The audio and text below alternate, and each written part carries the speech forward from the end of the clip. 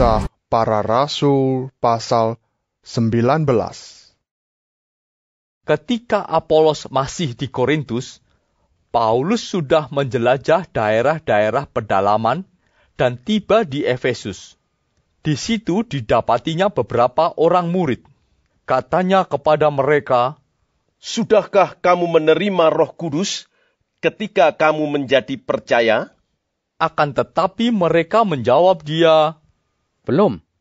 Bahkan kami belum pernah mendengar bahwa ada Roh Kudus.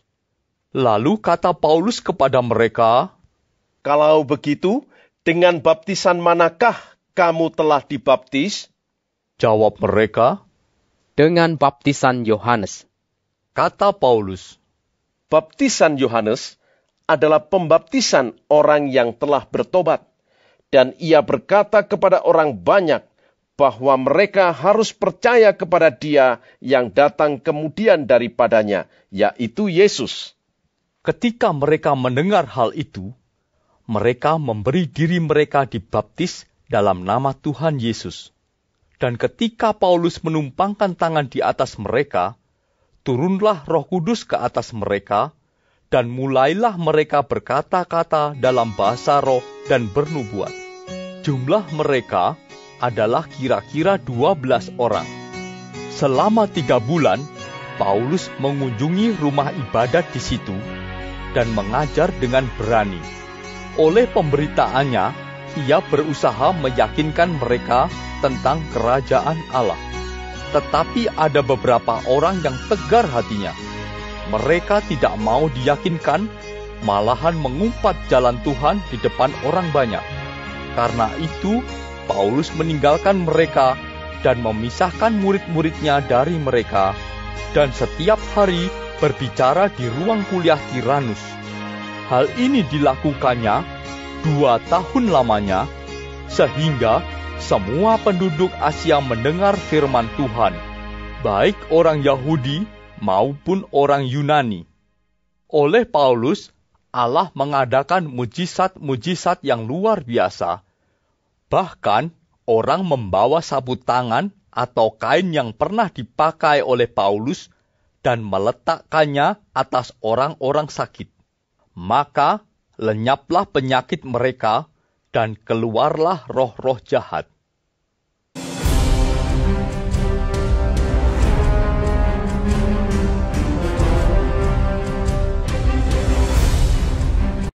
Paul asked them if they had received the Holy Spirit, and they replied, "We didn't even know there was such a thing." After hearing Paul's explanation of the baptism of the Holy Spirit, the men decided to be baptized in Jesus' name. When they emerged from the water, Paul placed his hands on them. Selamat pagi adik-adik sekalian. Kita bertemu lagi pada pagi hari ini di pelajaran ketiga, triwulan keempat. Judulnya adalah Orang Percaya Yesus Harus Dibaptiskan. Pembacaan Alkitabnya dari Kisah Para Rasul 19 ayat 1 sampai dengan 12 seperti yang tadi kita telah dengarkan. Kita akan berdoa terlebih dahulu. Kami mau bersyukur kepadamu Tuhan Yesus kalau Tuhan sudah mempertemukan kembali kami, mengumpulkan kami kembali pada pagi hari ini untuk datang kembali kepada Tuhan, mendengarkan firman Tuhan. Kami mau bersyukur kalau kami boleh mendengar tentang baptisan beberapa minggu ini. Buat kami mengerti Tuhan Yesus, dan biarlah kiranya kami juga boleh memuliakan nama Tuhan melalui perbuatan kehidupan kami. Dan kami mau berdoa bagi mereka, bagi kami semua yang di antara kami ada yang belum percaya kepada Tuhan Yesus. Biarlah setelah triwulan ini kami boleh mengambil keputusan untuk menerima Kristus sebagai Tuhan dan Juru Selamat kami dan kemudian dibaptiskan. Kami mau bersyukur untuk pengertian yang sudah Tuhan berikan bagi kami setiap minggunya. Terima kasih Bapa, di dalam nama Yesus Kristus kami sudah berdoa. Amin. Adik-adik sekalian, kita pada pagi hari ini akan berbicara tentang orang percaya Yesus itu harus dibaptiskan. Ya, jadi beberapa minggu yang lalu dan minggu depan itu kita akan belajar tentang baptisan. Nah, Pada pagi hari ini kita tadi sudah mendengar tentang Kisah Para Rasul 19 ayat 1 sampai dengan 12. Kita melihat di sini bagaimana Paulus menceritakan tentang baptisan Yohanes. Adik-adik masih ingat kan baptisan Yohanes? Dulu kita bicara tentang Apolos. Ada kemudian tentang baptisan Yohanes. Nah, baptisan Yohanes itu apa? Baptisan Yohanes itu melambangkan tentang pertobatan. Jadi melambangkan pertobatan bahwa setiap orang mengaku bahwa mereka sudah berbuat salah atau berbuat dosa dan kemudian mereka bertobat dan kemudian dibaptiskan. Nah, itu baptisan Yohanes. Lalu apakah kemudian baptisan Yohanes itu menjadi tidak bermakna atau salah? Bukan itu. Tetapi Paulus kemudian memberikan pemahaman yang benar. Jadi tidak cukup baptisan Yohanes. Mereka harus menerima Yesus sebagai Tuhan dan Juru Selamat mereka. Kemudian katanya setelah mereka menerima Tuhan Yesus sebagai Tuhan dan Juru Selamat, mereka menerima Roh Kudus. Ya, jadi kemudian Paulus melengkapi pemahaman baptisan itu kepada mereka, yaitu baptisan itu berbeda antara baptisan Yohanes dengan baptisan dalam nama Tuhan Yesus Kristus. Karena kemudian dia melengkapi dan kemudian dia menceritakan setiap orang yang mengakui bahwa kehidupannya itu penuh dosa, maka dia harus bertobat dan kemudian percaya kepada Yesus Kristus sebagai Tuhan dan Juru Selamat mereka. Sehingga kemudian sesuai dengan Yohanes 3 ayat 16, mereka tidak binasa melainkan beroleh hidup yang kekal. Karena hanya Yesus lah yang bisa menyelamatkan mereka, sehingga mereka harus kemudian menerima Tuhan Yesus sebagai Tuhan dan Juru Selamat, dan kemudian Roh Kudus ada di dalam hati mereka. Ya, setelah mereka menerima Tuhan Yesus sebagai Tuhan dan Juru Selamat, sebagian pengakuan daripada itu mereka nyatakan dengan baptisan, yaitu baptisan di dalam nama Yesus Kristus. Itu perbedaan antara baptisan Yohanes dengan baptisan dalam nama Tuhan Yesus Kristus. Jadi kalau adik-adik seperti saya yang sudah dibaptiskan, dulu saya percaya kepada Yesus Kristus, menerima Tuhan Yesus sebagai Tuhan dan Juru Selamat, kemudian saya mau dibaptiskan dalam nama Tuhan Yesus. Jadi sebelum pembaptisan itu kemudian saya ada kelas baptisan, dan setelah ada kelas baptisan saya siap untuk dibaptiskan. Nah, adik-adik, apakah semua orang bisa menerima hal itu? Kita lihat ketika Rasul Paulus mengajar itu ada 12 orang yang kemudian rela untuk dibaptiskan. Tapi ada sebagian orang juga yang tidak mau menerima. Dan itu tidak masalah bagi Rasul Paulus. Yang penting Rasul Paulus sudah memberitakan perihal yang benar. Nah, adik-adik sekalian, kita akan mendengar dari Pastor Alex lebih rinci lagi mengenai hal ini. Shalom semua, mari kita simak tambahan pemaparan dan tambahan penerapan dari pemaparan dan penerapan yang sudah disampaikan dengan sangat baik tadi atas pelajaran ketiga triwulan keempat dari buku LLB kita. Mari kita semua berkonsentrasi pada firman Tuhan, khususnya dari Kisah Para Rasul 19 ayat yang pertama sampai yang kelima. Di ayat yang pertama, dari mempelajari kitab Perjanjian Baru, kita mengetahui bahwa pada saat itu Paulus sedang melakukan perjalanan misinya yang ketiga. Pada suatu waktu Paulus sampai menjelajah di daerah Frigia dan kemudian ke daerah Galatia, lalu tiba di Efesus. Di Efesus, Paulus berjumpa dengan beberapa orang yang sudah percaya kepada Mesias. Dari pembicaraan Paulus dengan orang-orang itu, Paulus mendapatkan bahwa orang-orang ini adalah pengikut Yohanes Pembaptis. Yang mana pengikut dari Yohanes Pembaptis ini mendapatkan pengajaran Yohanes Pembaptis melalui pengajaran Apolos. Pada saat itu ajaran Apolos adalah seperti yang diajarkan oleh Yohanes Pembaptis kepada murid-muridnya, termasuk si Apolos ini. Inti dari ajarannya adalah bertobatlah dan tunggulah kedatangan Mesias. Di ayat yang kedua, murid-murid Apolos ini mengatakan mereka bahkan belum pernah mendengar bahwa Roh Kudus itu ada. Bagaimana bisa begitu? Mari kita belajar dari Kisah Para Rasul pasal 18 ayatnya yang ke-25 dan seterusnya. Di pasal 18 ayat yang ke-25, Apolos telah menerima pengajaran dalam jalan Tuhan. Pengajaran ini dia perolehnya dari Yohanes Pembaptis. Di dalam pengajaran akan jalan Tuhan ini, Yohanes Pembaptis berbicara mengenai Mesias yang sedang mereka tunggu-tunggu. Dengan demikian, begitulah pula yang diketahui oleh Apolos mengenai Kristus yang sedang ditunggu-tunggu itu.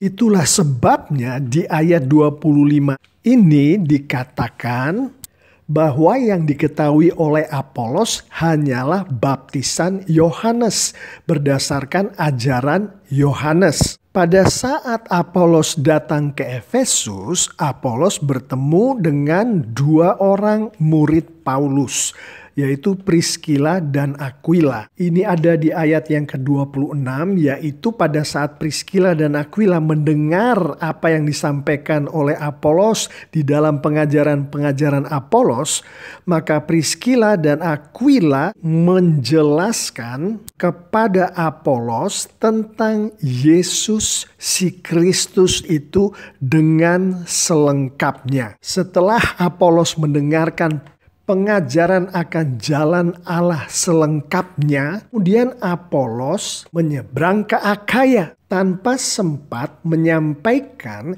jalan Tuhan yang sudah dia dengar selengkap-lengkapnya tadi ke murid-muridnya yang ada di Efesus. Baru kemudian ajaran-ajaran yang disampaikan oleh Apolos akan jalan Tuhan lengkap dengan Mesias, Yesus si Kristus itu.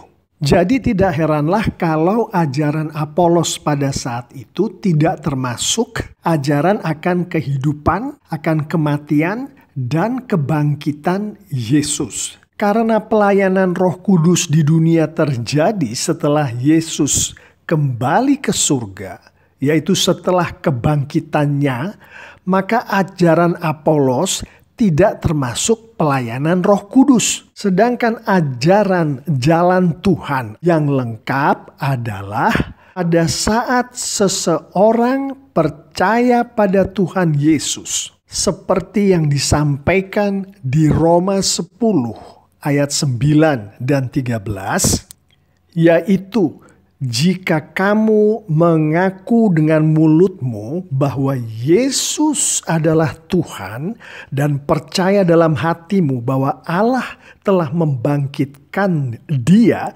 dari antara orang mati, maka kamu akan diselamatkan. Barang siapa yang berseru kepada nama Tuhan akan diselamatkan. Pada saat seseorang percaya pada Tuhan Yesus, maka seketika itu juga Roh Kudus turun atasnya, masuk ke dalamnya seperti yang disampaikan di Yohanes 7 ayat 37 sampai 39 dan Yohanes 14 ayat 16 dan 17. Di pasal 7 ayat 37 Tuhan Yesus sendiri berkata, barang siapa haus, baiklah ia datang kepadaku dan minum. Barang siapa percaya kepadaku, seperti yang dikatakan oleh kitab suci, dari dalam hatinya akan mengalir aliran-aliran air hidup. Di ayat selanjutnya dikatakan yang dimaksudkannya ialah roh yang akan diterima oleh mereka yang percaya kepadanya. Dari ayat 37 sampai 39 ini kita melihat dengan jelas bahwa pada saat seseorang percaya kepadaku, yaitu kepada Yesus, pada saat itu dalam hati orang yang percaya kepada Yesus ini hadir Roh Kudus. Ini diperkuat oleh Tuhan Yesus seperti yang disampaikannya di Yohanes 14 ayat 16 dan 17, di mana Tuhan Yesus sendiri berkata, "Aku akan minta kepada Bapa dan Bapa akan memberikan kepadamu seorang penolong yang lain supaya ia menyertai kamu selama-lamanya, yaitu Roh kebenaran." Di sini Tuhan Yesus mengatakan bahwa kepada orang yang percaya kepada Dia, yaitu kepada Yesus, maka orang itu dikaruniakan Roh Kudus untuk selama-lamanya. Selanjutnya di Kisah Para Rasul 19 ayat yang ketiga. Sebagaimana sudah kita singgung sedikit tadi di awal, baptisan Yohanes ini adalah pembaptisan orang yang telah bertobat. Tapi kemudian Yohanes Pembaptis sendiri mengatakan orang ini kemudian masih harus percaya kepada Yesus yang akan datang setelah dia. Dengan kata lain, baptisan Yohanes ini adalah bagi orang yang sudah bertobat tapi belum percaya kepada Yesus. Yohanes mengajarkan bahwa mereka harus menyadari dosa mereka, mengakui dosa mereka, dan berbalik dari dosa mereka, yaitu mereka harus bertobat, lalu mereka dibaptis. Setelah itu mereka harus berserah kepada Kristus yang kemudian akan datang. Sementara kita tahu dengan membaca Alkitab bahwa pada saat itu Kristus sudah datang, Kristus sudah kembali ke surga, dan Roh Kudus sudah turun ke dunia bagi orang yang percaya kepada Yesus.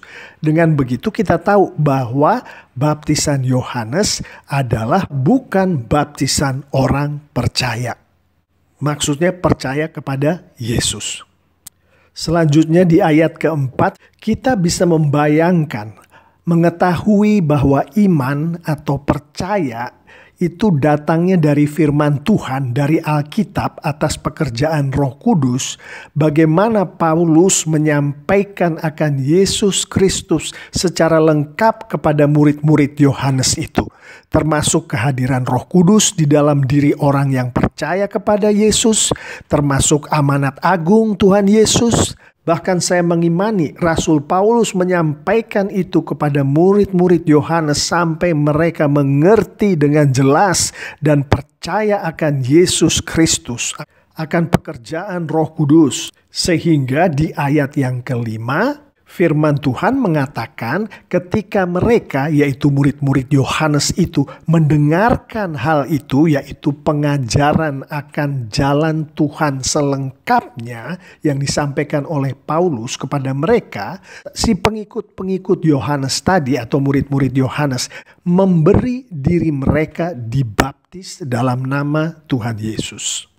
Kita tahu dari konteks Alkitab dan saya mengimani sebagai hamba Tuhan Yesus, Paulus tentu menjelaskan bahwa baptisan yang diperintahkan Yesus sebagaimana ada di dalam amanat agung adalah dalam nama Bapa dan Anak dan Roh Kudus.